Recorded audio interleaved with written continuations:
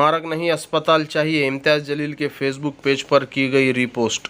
आरोग्य सेवाओं को लेकर अपनी राय कमेंट बॉक्स में ज़रूर दें। अगर आपने अभी तक हमारे इस चैनल को सब्सक्राइब नहीं किया है तो सब्सक्राइब करें और बेल आइकॉन प्रेस करें। को दी गई थी जूनियर रेसिडेंट डॉक्टर्स की, लेकिन ये पोस्ट आज तक भरी क्यों नहीं गई है, ये सभी को हैरान करेंगे।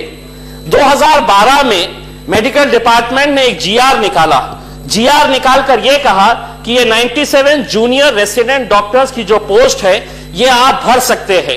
उसी जीआर के अंदर ये कहा गया कि जो पे रहेगी, जो सैलरी रहेगी, 14,000 रुपये कंसोलिडेटेड सैलरी रहेगी। देखिए, गलती से टाइपिंग एरर हुआ कि कंसोलिडेटेड सैलरी ना होते हुए ये बेसिक सैलरी 14,000 रुपये रहेगी। कंसोलिडेटेड सैलरी जो रहेगी वो 45,000 रुपये। आप अंदाजा लगाइएगा कि एक एमबीबीएस पास डॉक्टर 14,000 रुपये की नौकरी करेगा क्या। ये जीआर निकला था 2012 में। जब हम हॉस्पिटल गए, कैंसर रिसर्च हॉस्पिटल, और जब पेपर्स देखे तो उससे ज्यादा हैरानी हुई कि इतने सारे पत्र मेडिकल डिपार्टमेंट को भेजे गए कि आप ये सादे से जीआर को करेक्शन करिएगा। अगर आप करेक्शन कर लेते हैं तो 97 डॉक्टर्स हमारे पास जो अवेलेबल है वो इमीडिएट हमारे पास ज्वाइन कर सकते हैं।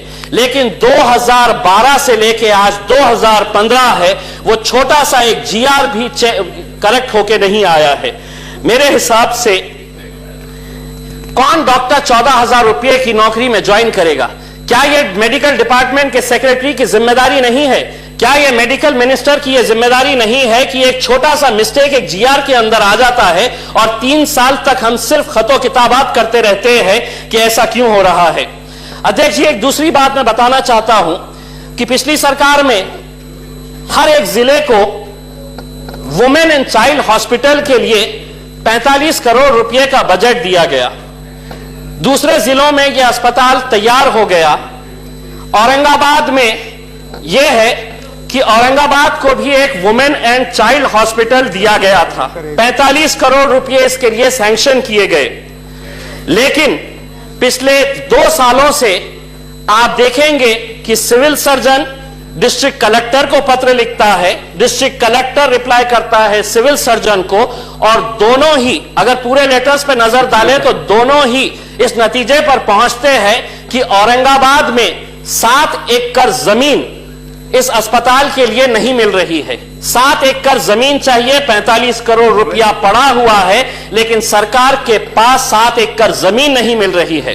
लेकिन अब मैं जो बात करने जा रहा हूं अध्यक्ष जी, मैं सभी सम्मानीय सदस्यों से यह विनती करना चाहूंगा कि इसे आप राजनीति की नजर से मत देखिएगा।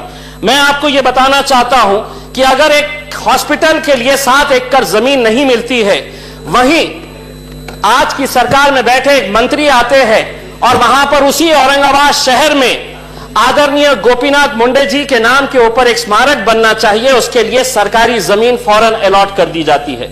इसमें कोई दो राय नहीं है कि गोपीनाथ मुंडे जी इस महाराष्ट्र के ही नहीं देश के महान नेता थे। लेकिन अगर सरकारी जमीन की बात अगर हो रही है, आप अस्पताल के लिए जगह नहीं देते हैं, आप एक स्मारक के लिए अचानक एक प्राइम जमीन दे देते हैं। हमने ये कहा है कि अगर सही मानों में श्रद्धांजलि देना है ऐसे नेता को, गोपीनाथ मुंडे जी को मैं बहुत अच्छी तरह से जानता था, अगर उनके सामने यह प्रस्ताव रखा जाता कि आपके मरने के बाद आपके लिए हम स्मारक बनाना चाहिए या अस्पताल, तो मुझे पूरा यकीन है वो कहते थे कि अस्पताल बनाना चाहिए।